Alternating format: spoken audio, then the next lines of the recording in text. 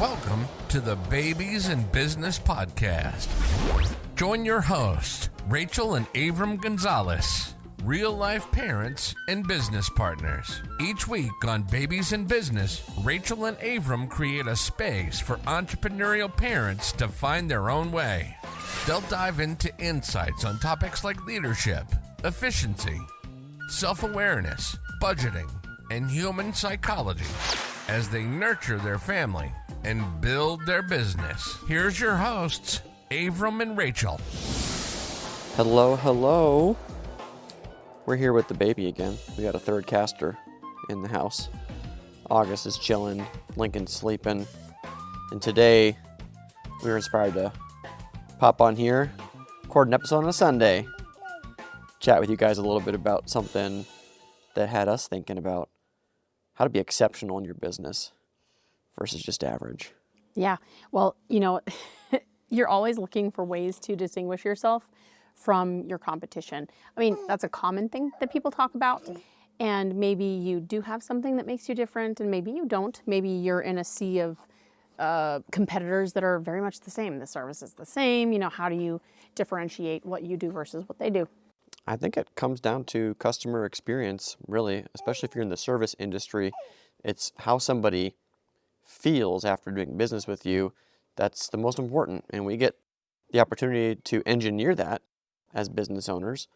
And we had an experience that really shed some light on how there's the business side of business and then the technical side of whatever you do that are both important for the customer experience. Absolutely.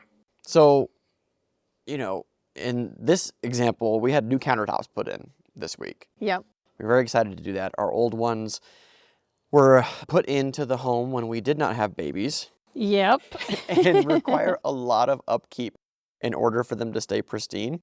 And let's just say that we do not have the time or bandwidth to upkeep these old cabinets. So we had some new countertops put in place. And we decided not to DIY it. Yeah, not all the way. Not all the way. We pulled some stuff for them to put it in. And so they came in and they installed these countertops this week. And we were so excited. They look great. But the first thing that we noticed was all of the dirt and all of the dust and all of this stuff all over our kitchen. Well, and I knew that there would be some level of that. It's totally normal to have things like that. So I removed all of the contents of the cabinets and the drawers, all those things, so that they had the ability to actually put these in. But it never occurred to me, that all of the dust from, say, the holes that they drilled into the cabinets themselves to affix the countertops, that the dust would not have been cleaned. They just left it. And I don't know if that's the normal thing, but to me, I thought, wow, we paid all this money to put these countertops in, and you couldn't run a hand vac through after you were done, or right. Or have a hand broom or something, something. To put in. Well, and for me, I have a brother that he's a custom cabinet maker, and he just is meticulous about the way that he keeps things clean and also cleans up after himself, and it's day after day kind of thing, kind of working environment for him. But he's always kept things meticulous and cleaned up after it. So I guess maybe that was my expectation. Well, and I worked commercial flooring years ago, and we would clean up our job site when we were done. Yeah. To the best of our ability. And that just felt like the job was done at that point. We weren't going to leave a bunch of extra pieces that we cut off and things like that just laying there. We would put stuff in the dumpster, take everything else back that maybe could be used again or whatever. Yeah, so that was... You're not leaving scraps of carpet there, or maybe the plastic that comes off of the outside and stuff like that. So you had this big high of the countertops are in. Yay! And then it's followed by, I'm annoyed that I now have to clean up. There's a couple of, So there's more than that. The thing that made us start thinking about this was how we were rescheduled on 2 times. Yep. Because they couldn't make it out. 2 times for the day, and then for the day that they actually did the job, they were supposed to show up earlier in the morning so that it could be done in the afternoon, and that worked really well for our schedule and what we had planned. Yep. So they call us the morning of, and they said, well, went over the job yesterday, so they're going to have to finish up there this morning. It's going to push you guys out to the afternoon. They were at our house 5 hours later And even later than we were told, like the window, the secondary Yeah. window. So all of that to say, when people, for me, I'm doing it myself on the plumbing side, meaning that I'm going to either hire a plumber or do it myself, To unhook whatever that everything. looks like, to unhook it and then hook it back up, meaning that I don't have water, at least in the kitchen, and maybe through the house, depending on different circumstances. And in our case, we shut the water off to the house just because it was easier. And then it was really delayed. Yeah. So we didn't actually have water that evening. And so it pushed all of the things. So if I had scheduled for a plumber to come over, then they would have collided at the timing, or it would have had to just simply been rescheduled. So the timeliness of things really matters, especially when it's a multi-step thing. So, like, think about this in regards to your business. People are hiring you to do something, but there's so much on the business side of what you're doing that allows for a better customer experience. So, in our case, we were annoyed before they even showed up to do the thing because of the rescheduling and all of the stuff with the schedule. They hadn't even gotten to the thing yet that we wanted them to do. Well, and then that can cause people to be nitpicky. It could be maybe you have someone that hovers over what you're doing, has a lot more questions, things are delayed, they back out. It could be all sorts of things that come up from just that. Just the schedule. Yeah. So really interesting, right? There's other things that occurred on the job. We were kind of aware that they were behind on the schedule and they just shoved our stove back in. Like the cabinets. The stove was put back in prior to the countertop, the last countertop being affixed, and now I can't even move the stove. So it's also kind of funny that some of the problems that they created for themselves are cascading into other things, because now what's going to happen is somebody's going to have to come back out here. Yes. Well, one of the countertops is actually not level. Right, you can roll a chapstick down it. It's like you don't see it when it's put in, but you kind of realize it as you're working on it for the first time. You're like, this isn't totally it. So, that part aside, even if the install had been flawless, there were still these other things that made the experience different for us as a consumer. Even if the install and the actual product that we had, everything was perfect and they cleaned up from themselves, I still would have been irritated about being rescheduled on. Right. So, and the last minute rescheduling on that same day.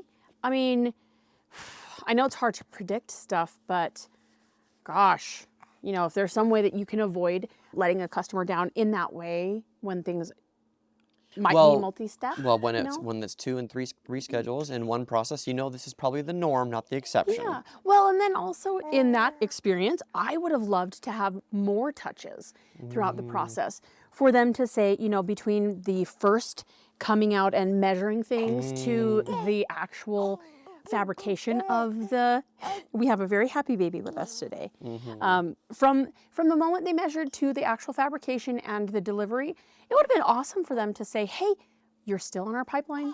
We're still getting to you. Our estimate is this and this. And it doesn't actually have to be like a super accurate estimate. But then they could update that in maybe 2 or 3 weeks and say, hey, we have your stuff in. We're starting manufacturing, yada, yada, and then move on from there.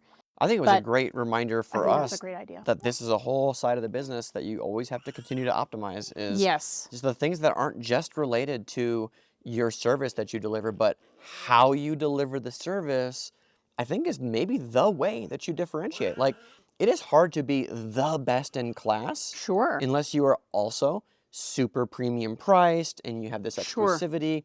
But for the rest of, most businesses out there, you're in a sea of competitors where your consumer sees you just like everybody else. Yeah. So if you had a person answering your phone that was really cheerful, helpful, you come up with a problem or there's a problem and they are so happy to find a solution.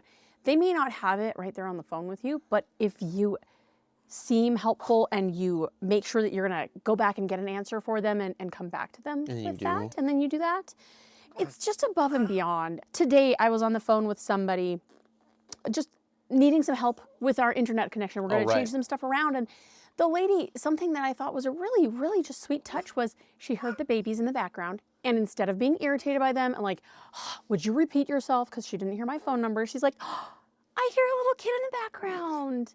How old are they? Boy or girl? Details about my kids. And then I was able to tell some of that information. And then it was like, it didn't take away from what she was doing, and it didn't take much more time, but it made me feel like a human being. So I thought that was a really special touch. Yeah.